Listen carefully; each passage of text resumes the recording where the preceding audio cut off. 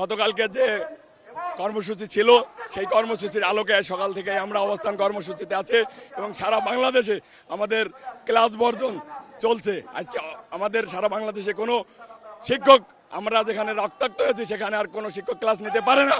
আমাদের আজকের দাবি 10ম গ্রেড দিতে হবে, আমাদের সম্মানের দাবি।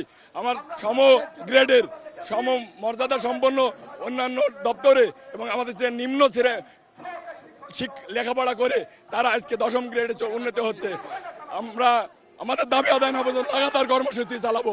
এতে যদি আমাদের আরো রক্ত দিতে হয়, আবার রাজপথে দাঁড়াতে হয়, আমরা কোনো গ্রেপ্তার, কোনো ভয়ের পরোয়া করি না।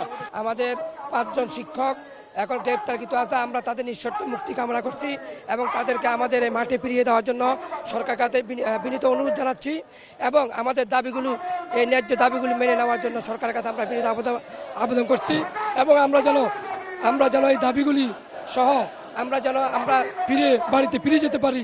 আমাদের ন্যায্য দাবির আদায়ের লক্ষ্যে এটা কোনোভাবেই পুলিশ অতি উৎসাহী এই কাজটা করেছে, এইটা কোনো অবস্থাতে।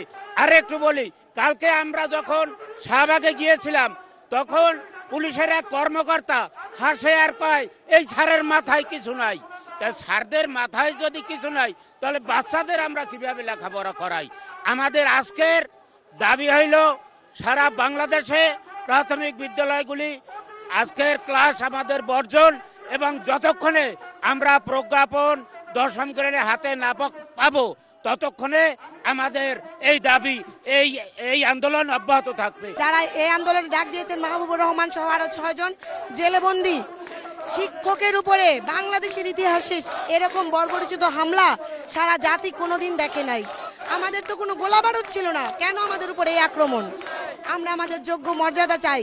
যোগ্য মর্যাদা না পাওয়া পর্যন্ত আমরা ঘরে ফিরে যাব না ইনশাআল্লাহ।